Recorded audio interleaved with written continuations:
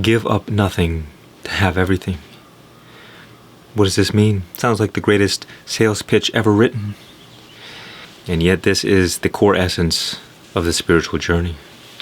And what's funny is that most people, to gain the riches of the spiritual journey, for most, the price is just too high. You see, because this nothing that I speak about, for most, is everything. This is what it means to be caught in the illusion. But think about it. All things in this world, on the surface they appear one way, but their true nature is that they are dust. All things fall away as if they never had existed in the first place. We cherish our bodies, we cherish our minds, we cherish our worldly possessions. And don't get me wrong, of course this life is so beautiful. There are so many great things, so much wonder and magic to be grateful for. But I feel that it is very difficult for one to be grateful so long as they are stuck, attached to all of these illusions. And so on the surface we see the world of things one way, but in truth it is dust. And what is true, what is the highest, we cannot even see. And yet this is everything. But you see, partly the reason that we do not see is because we are too busy looking and searching for and trying to collect more dust. This is what it means when Christ said, "What good is it for a man to gain the world if he were to lose his soul? What good is it for one to have more dust if he loses the only thing that has any value?" You see, we get so caught up in our roles in this life, in this character, in this story, that we just forget the bigger picture. We lose sight of what really matters. And we waste our time and attention focusing on things that don't even matter. And that is why I say the price to have everything is to give up nothing. Because if you were to close your eyes and try to find the person you believe yourself to be, you would not find it. Because it is a construct in our minds that we believe in and reinforce through sense data and memory. For most people, that which they cherish the most is themselves. And yet, in order to have everything, this one must be sacrificed. This one must be given up. Because the mind, our attachment to identity, is like a great big cloud that covers up the light of the sun. And the stronger the identity is, the bigger the attachment, the more our whole world gets shrouded in darkness. And we suffer and we struggle with never-ending problems and don't know why.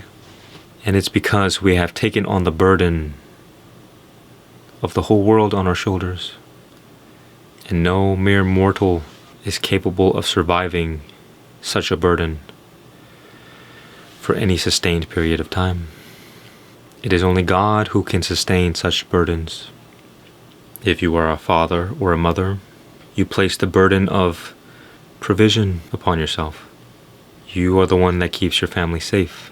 And yet one day you might realize that this power and control that you believed you had to protect your family slips away from you. They grow up and they go and do their own things and make their own mistakes. And you can do nothing but helplessly watch the people you love inflict suffering upon themselves. And in these moments, your identity is threatened, crushed even, because too often we build our whole lives on a foundation that is not stable, which is why we have midlife crises.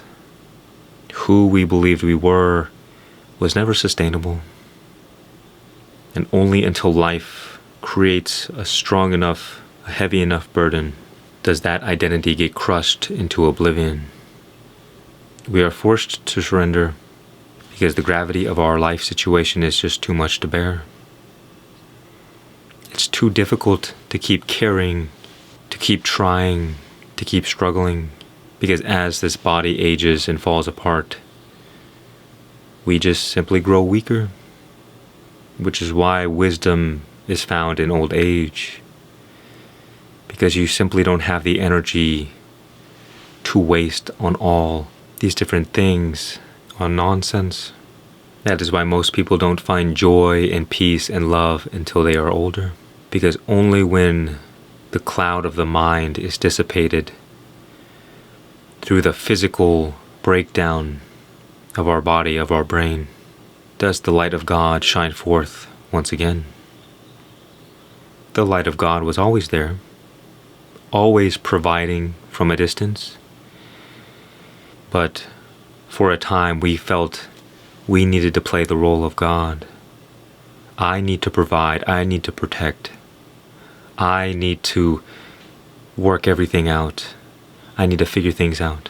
And you can see as a parent or as a friend or any identity that is deep, you cannot see how it would be any other way.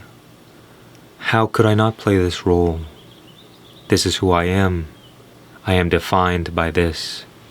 But you see, life is designed to dissolve that illusion.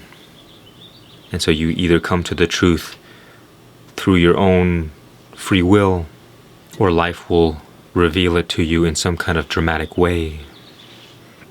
You see, we do not realize that as this individual, as this person, we are only so strong. We can only do so much. We can only give so much. And yet God is the infinite. There is no problem too big for God. And God provides us with everything that we could ever need. But again, when we create this cloud, the cloud of the mind, we separate ourselves from the light of God, from God's love. We do not realize that the way to serve the most, to play this character most fully, is to surrender it. As a mother or a father, or some kind of important role that you play in this life, you might feel that this is irresponsible. How could I give this up? But I say, it's going to be given up one way or the other. And so you see, it is not your responsibility to do anything in this life other than to allow the light and love of God to shine through you. Because in this, we become a vessel for the force of harmony, and we create a more loving and harmonious world. We do more by being less, because our mind is like the valve to a hose. Most people are so tight, there's not much life flowing through. And yet you say, well, I have to water my garden, I have to water my garden. And you're barely getting drops.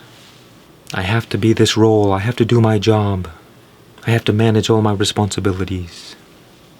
And yet you're trying to do so in a weakened state. You're trying to fill the cups of others when your cup is empty.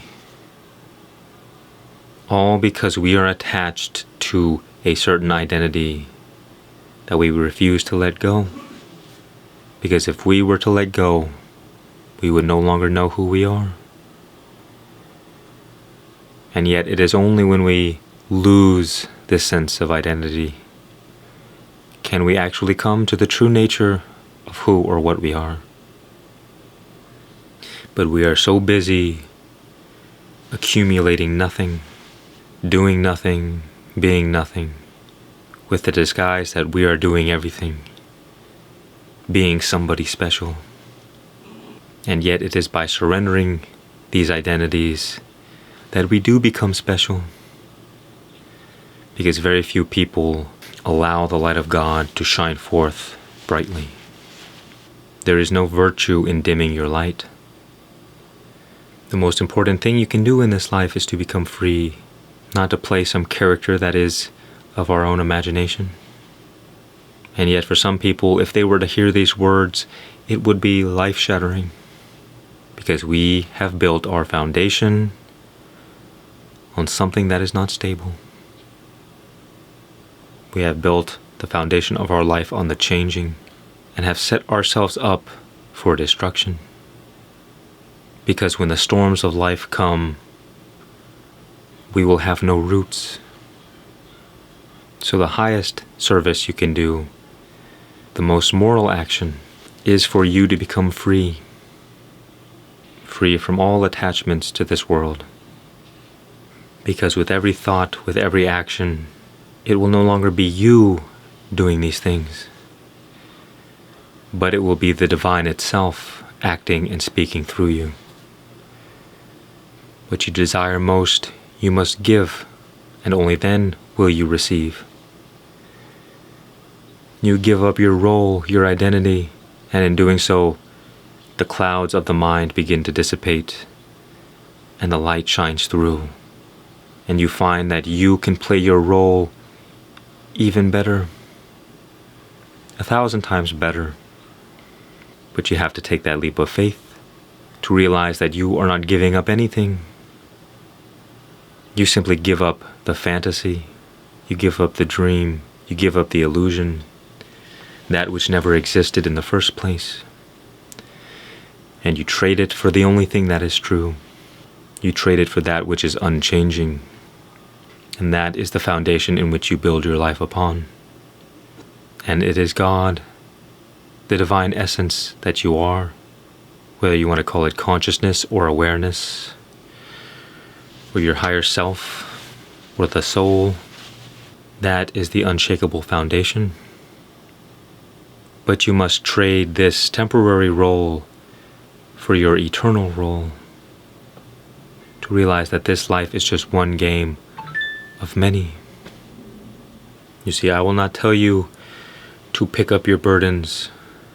I am here to show you that you can let them go and nothing bad will happen. Because you cannot be at your best while also carrying mountains on your shoulders. Because as a person, as a human, you will get exhausted. So give your burdens to that unshakable foundation, to that unmovable rock that can hold any weight, any burden, and relieve yourself from such suffering. The only thing that is true is this moment here and now. Everything else is a thought, an idea. But we value our thoughts and the ideas that we have and our beliefs. But I say, trade these things for what is true. And do not waste your time collecting dust and giving your valuable energy to the illusion. But rather, become free. Free from your burdens, free from this suffering. And only then can you truly fulfill your role in this life. Only from this place of freedom.